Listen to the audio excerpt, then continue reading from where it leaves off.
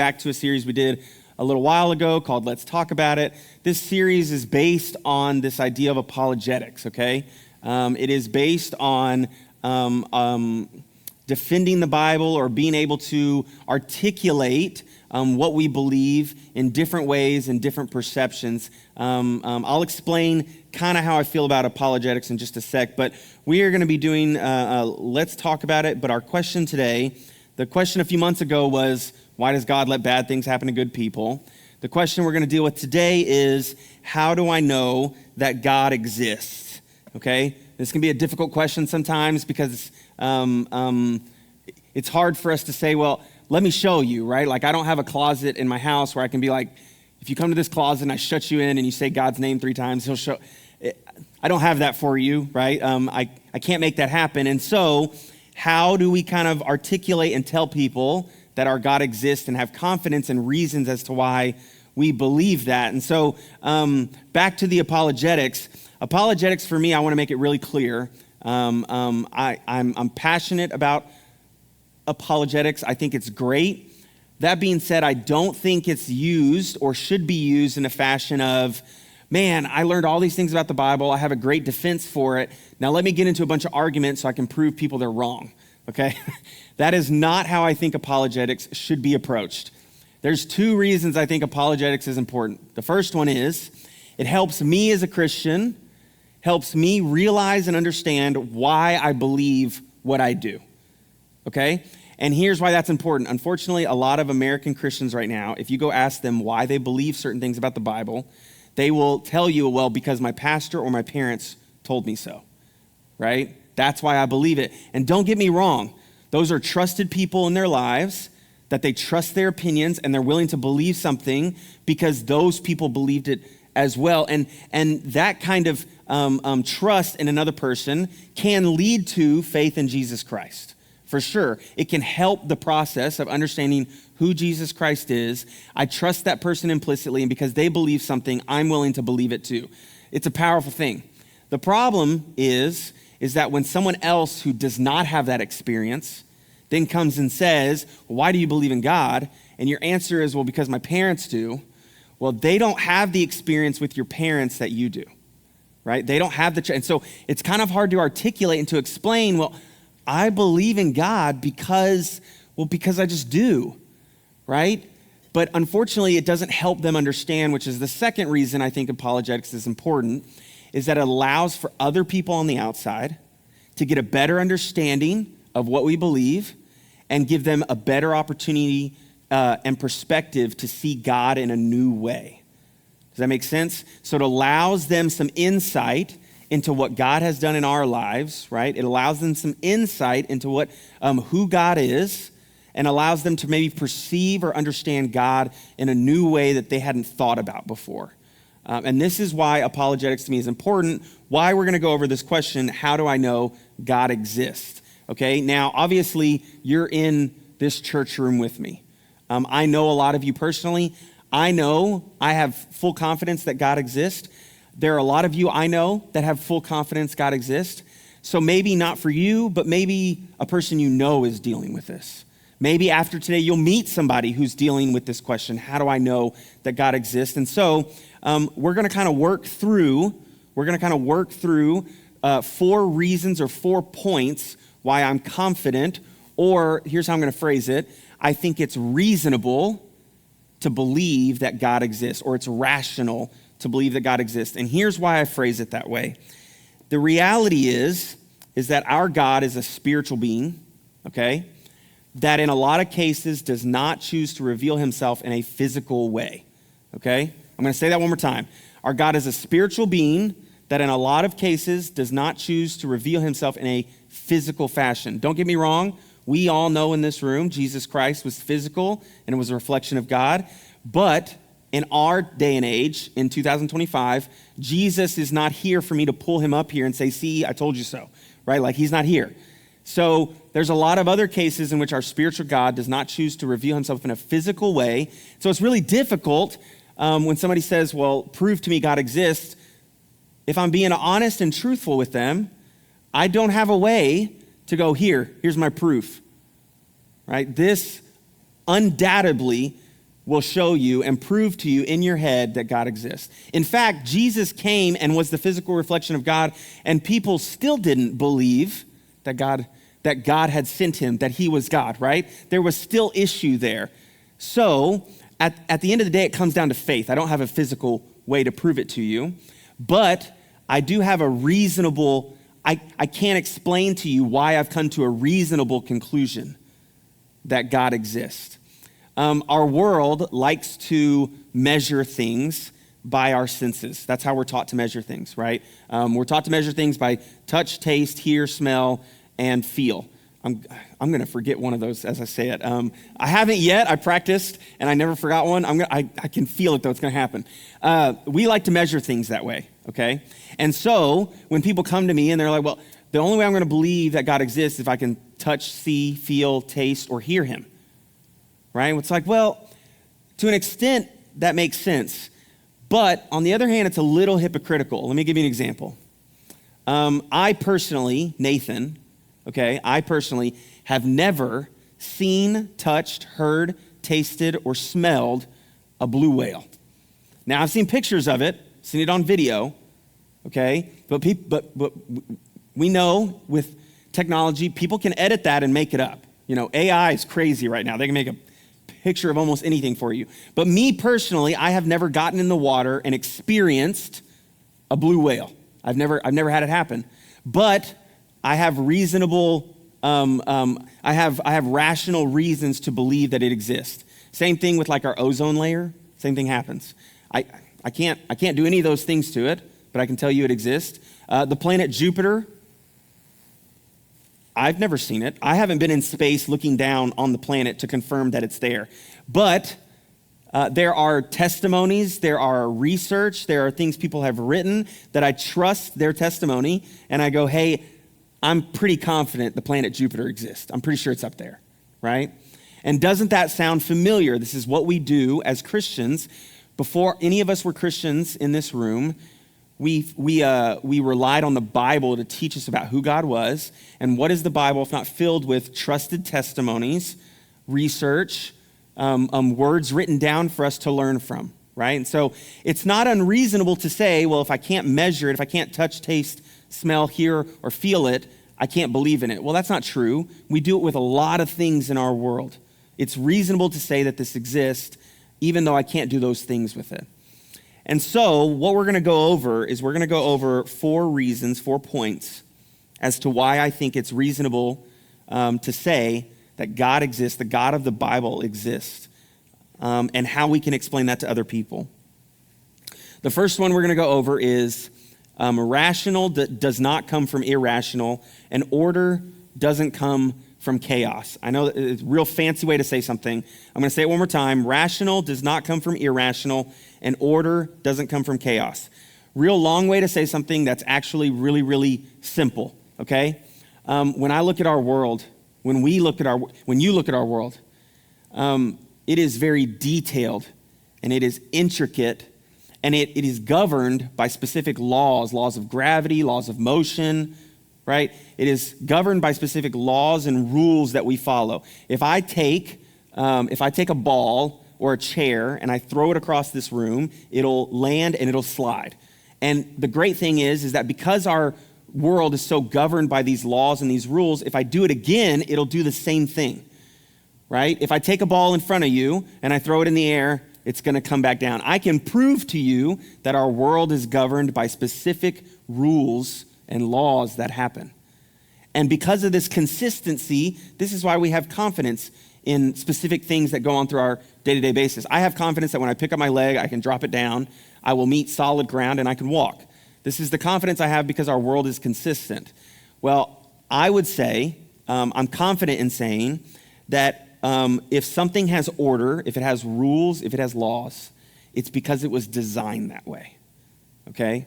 The other side of this, our society, our culture right now teaches evolution, and the basis of evolution is randomness. It happened at random, right? When we talk about like how they say the world came into being is that a random bunch of gases came together at a random moment that just happened to be the right moment, and then it exploded in the Big Bang, and it moved outward. And even as we are as beings, that we started as single-celled organisms that randomly had mutations, and the good mutations stayed. And then again, that new creature had another random mutation that happened to be beneficial. And then it again had a random mutation. And on and on and on, it was random. It just so happened that we got lucky based on percentages and the amount of times that it happened over a course of time that we exist. Right? Randomness is so based in this idea of how people say, based on science, the world came about today. The problem with that is that I personally do not believe that adds up with what we see.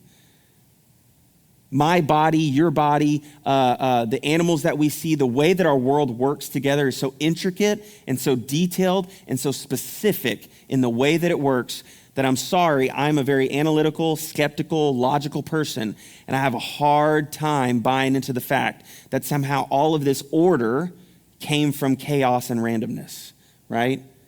Another good example is you parents, when's the last time you left your kids in a room where they were acting crazy and throwing things everywhere?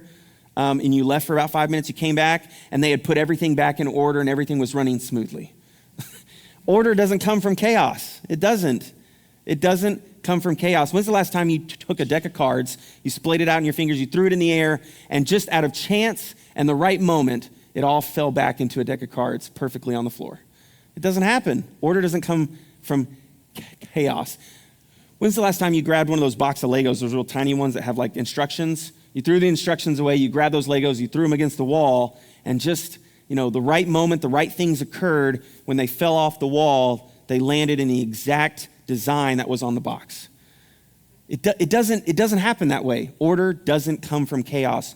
Order comes from order. And so if our world has order, if it has design, it leads me strongly to believe that there's a designer, a creator that put us here and designed where we live. And this is a strong point to say, is that I'm sorry, I feel like it takes more faith to believe in randomness than it would to believe in the fact that a designer created our laws, our rules, and our order. In Romans 1:18-20, it says, "The wrath of God is being revealed from heaven against all the godlessness, and wickedness of people who suppress the truth by their wickedness, since what may be known about God is plain to them, because God has made it plain to them."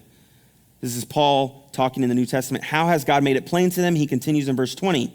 "For since the creation of the world, God's invisible qualities, his eternal power, and his divine nature have been clearly seen." How have they been seen? "Being understood from what has been made, so that people are without excuse." Paul is saying that based on the world we live in, when we look at it with an objective view, it's hard to come away and say that there was not a designer and a creator that put everything here to work the way it does. Job has a similar encounter with God where he's questioning God. God finally answers him, and notice how God describes the world. He's basically asking Job, who are you to ask me this question? Look at all I've done. In Job 38:22-30, he says, "Have you entered the storehouses of the snow, or seen the storehouses of the hail, which I reserve for times of trouble, for days of war and battle? What is the way to the place where the lightning is dispersed, or the place where the east winds are scattered over the earth? Who cuts a channel for the torrents of rain and a path for the thunderstorm, to water a land where no one lives, an uninhabited desert, to satisfy a desolate wasteland and make it sprout with grass? Does the rain have a father? Who fathers the drops of dew? From whose womb comes the ice? Who gives birth to the frost from the heavens? When the waters become hard as stone, when the surface of the deep is frozen." Now, that book is written in a poetic stanza type of way, and so there's some poetic language going on there, but you can read for yourself in Job, I believe it's 37 and onward, where God is describing how the earth operates and things that Job couldn't possibly know. And what you'll notice is that God is very detailed and specific and intentional about what he describes. It does not sound like an earth made by accident, but an earth that was designed. The second thing, the second point that I'll go to is morality. That's what we're going to speak on right now, morality.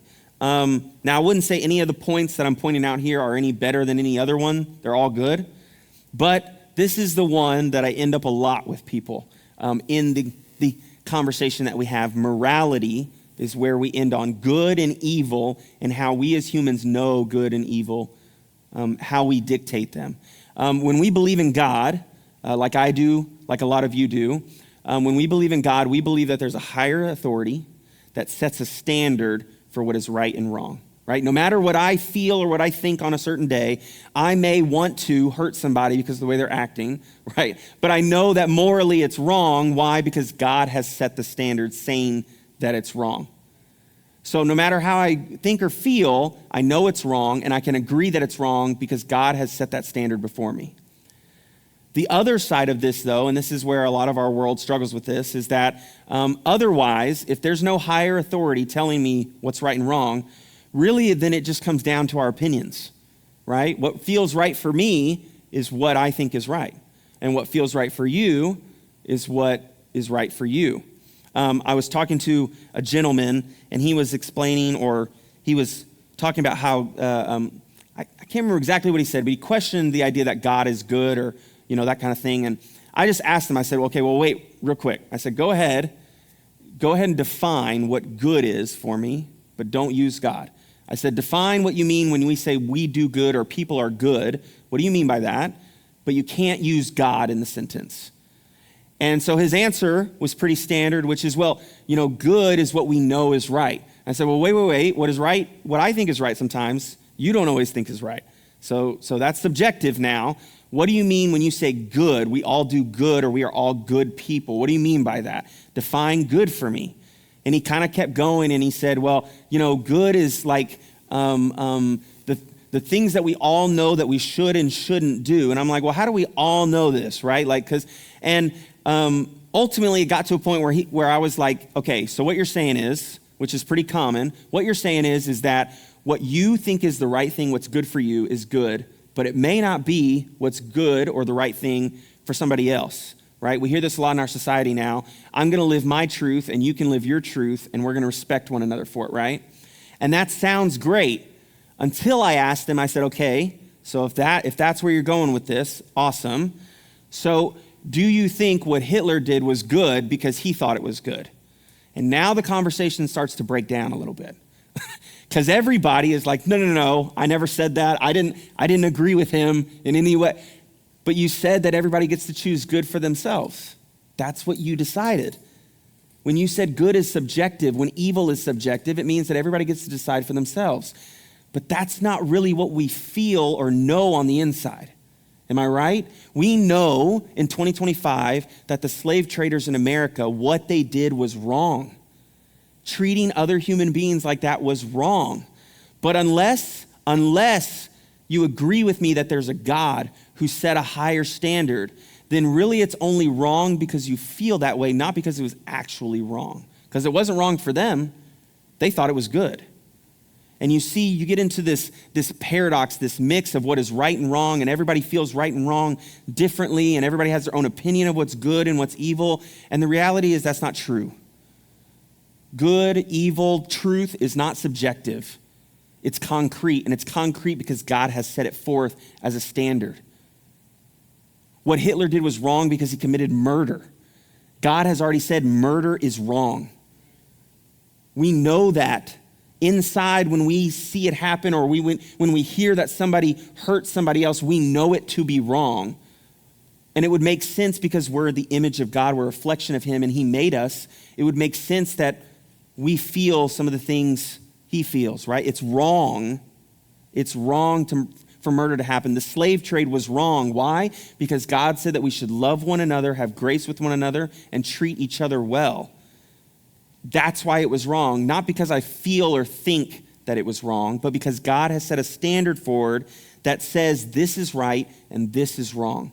Without that standard, I read a paper one time, and without that standard of God saying this is right and this is wrong, the paper basically said it comes down to whether or not you like vanilla ice cream or chocolate ice cream, It's an opinion.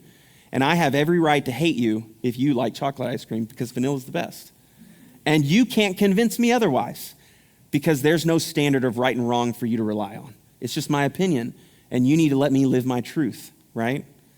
It doesn't really work that way. There is a standard of right and wrong. And so morality, when you look at this, people get upset all the time. We talked about this in the last time we did, why does God let bad things happen to good people? Notice, we're using the words good and bad, and we're somehow blaming God for them, but we don't really even have good and bad without God, right? We can't have those more moral standards without him. The next thing I'll point out is love. And I know that sounds cheesy or cliche. Obviously, our God is the author of love. The Bible is full of love. So by no means is love cheesy or cliche, but it kind of sounds weird. Well, I know that God exists because, well, love exists. Okay? But let me explain it to you. Let me point it out for you. We talked about evolution earlier. They use the phrase, we've all heard it before, the survival of the fittest, right? That's how life is supposed to work. Survival of the fittest, it's a dog-eat-dog world. The best survive. The ones who are most equipped are the ones who make it through. That's how life is determined. And that sounds great. It really does. Until we try to apply it in practice to our lives and look at our actions. Because if survival of the fittest is how we're going to define the world, then I should be able to propose that I think we should get rid of all the people who have trouble with their eyesight. Okay? I think we should just get rid of all of them.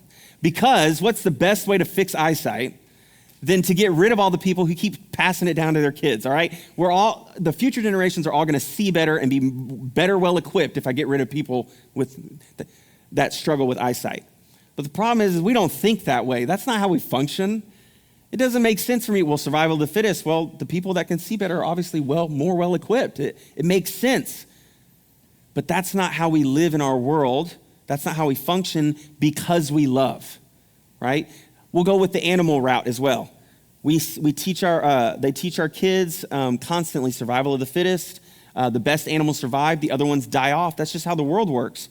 Well, then tell me why we have so many reservations trying to save rhinoceros or trying to save pandas or trying to save whatever else animal you can think of, bald eagles that are endangered.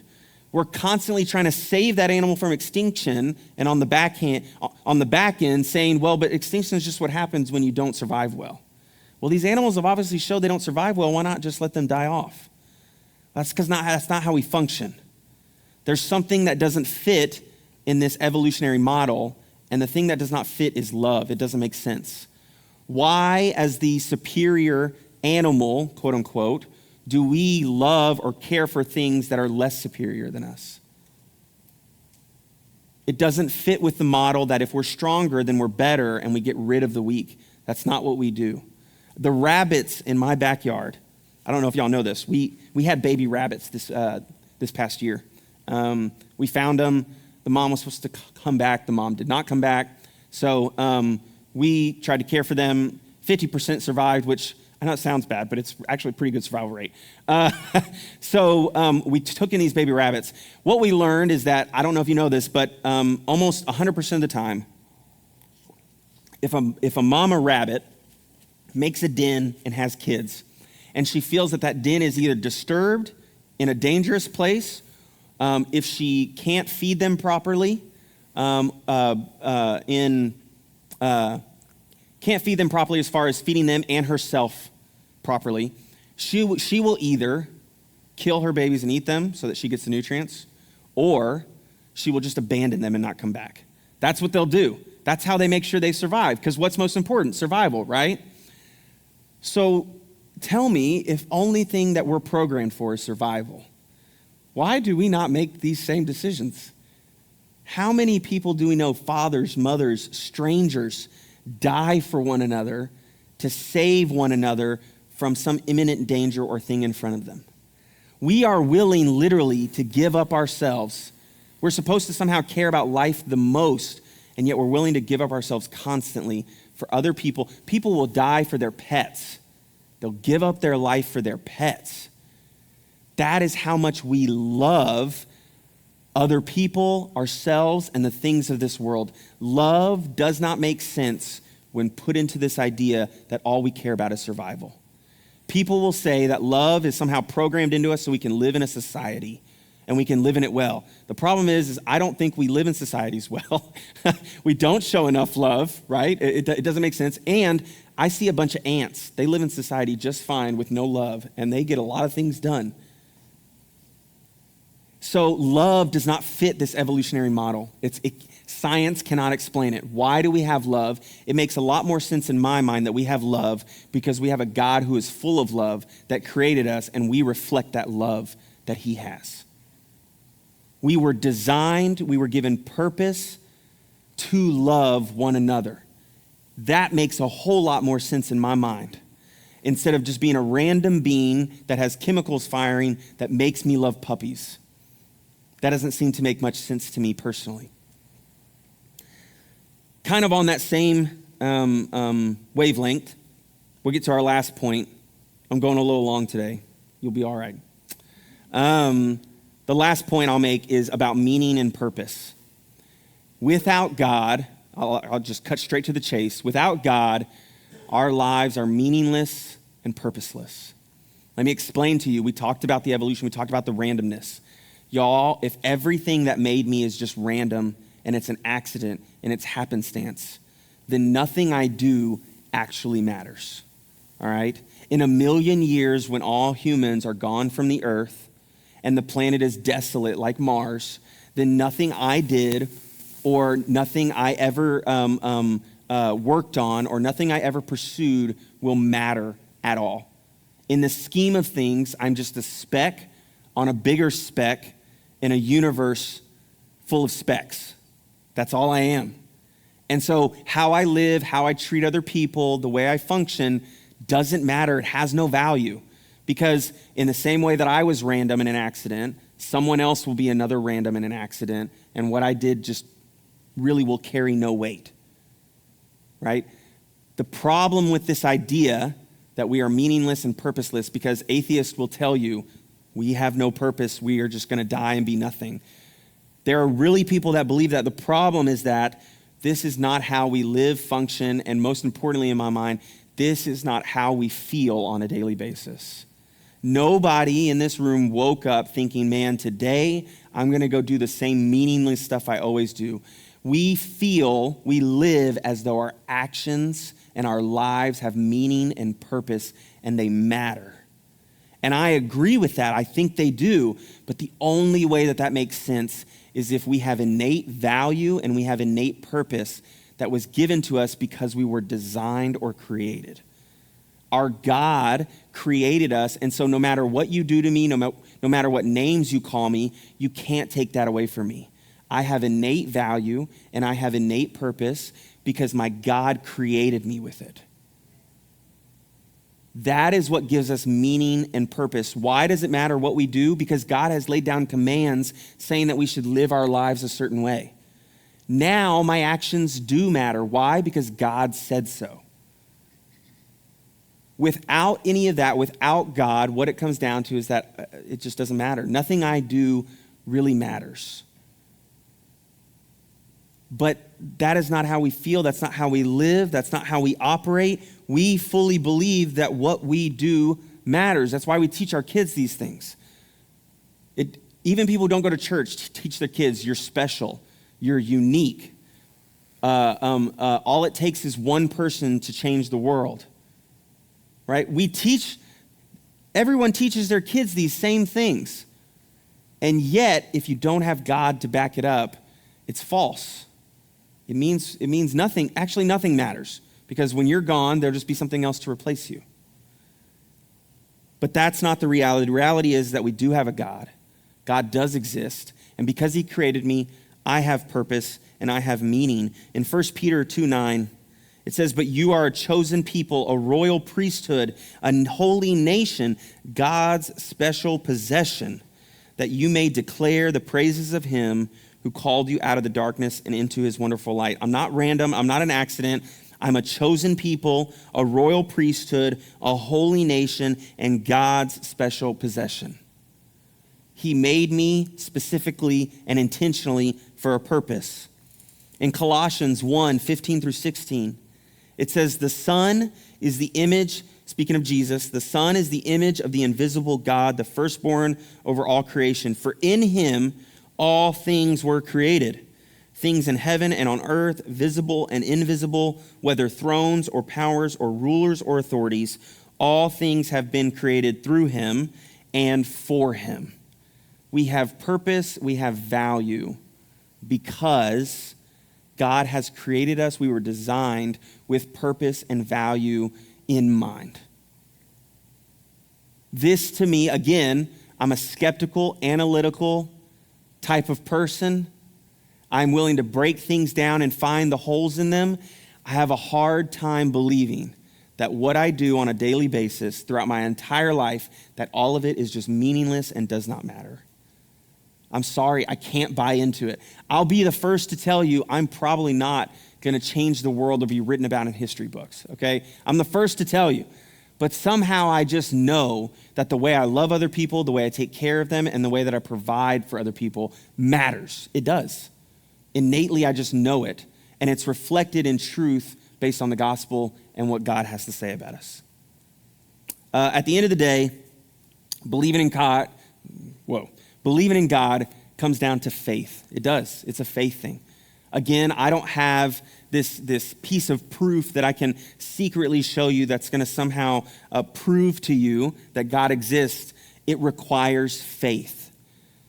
But honestly, that's not so different from other things that we function with in our lives.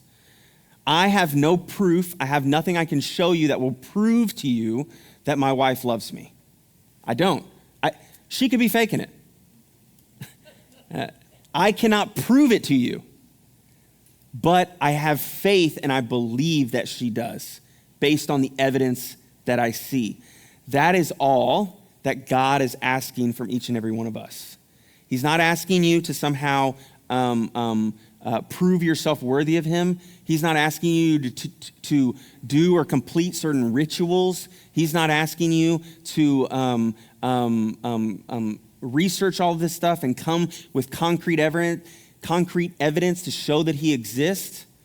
All he's asking you to do is have faith and believe and trust in the fact that he is God and that he has authority over all creation and that he loves us. That's what he's asking you to trust in. Instead of giving your life over to science or your feelings or just thoughts, what he's asking you to do is instead give yourself over to him and what he has created, and to give yourself over to him and submit and trust that he loves you and that he cares for you. That's all he's asking of us, is just to have faith in the same way that we have a lot of faith in so many other things in this world. Arguably more, though, because faith with him is a little bit different. We talked about this on a Wednesday night, just that it's a living faith. It's this constant trusting and believing that he is there for us. As Christians, this should be encouraging. I know that was a lot this morning. I hope it was helpful in some way. I hope it made you think at least a little bit. But as Christians, this should be an encouraging and uplifting, a powerful message that we have to share with other people. As Christians, we know that God exists. Why? Because we've had an experience with him.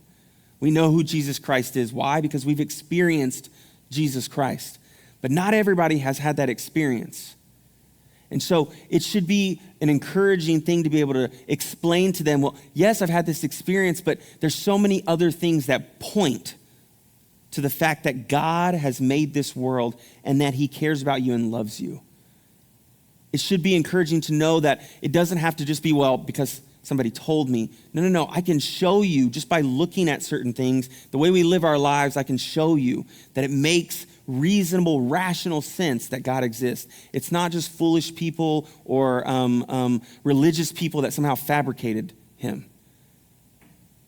He's the author of all things, and there's evidence for that when we look at the world around us. As Christians, we should be encouraged to go and have conversations with people, not worried about this fact or this idea of somehow failing to prove that God exists. We should be able to and be happy to have conversations with people in which we can share our experience and our testimony of who Jesus Christ is as more evidence pointing towards him. The last thing I'll mention is that if you do not know God, if you're listening to this, whether on YouTube or anything like that, where you don't believe in God or you're having trouble buying into who he is, I would encourage you to give it a chance, give him a chance just for a small amount of time. Give him 2 weeks. For 2 weeks, do your very best to suspend this idea that somehow God doesn't exist. For 2 weeks, buy into this idea that God exists and he created you. Pray to him, talk to him, ask him to teach you or show you something. The God that we believe in is not a God who sits on his hands and does nothing. He responds when we call and cry out to him. So give him an opportunity. Give him an opportunity to work in you. Give him an opportunity to change your life. Give him an opportunity to change your perspective, change the way you think and see things. For 2 weeks, just pretend that you're wrong and God does exist. And see what he does with your life and see what he can teach you and tell you. Because as a person who has experienced him, I know he's there. And I want that for every other person that I meet. But it's one of those things where you have to experience him. You have to give him an opportunity to work in your life. Don't miss out on what God can do in your life because you'd rather just disregard or be stubborn and shove aside this idea that he created you. Let me pray for us.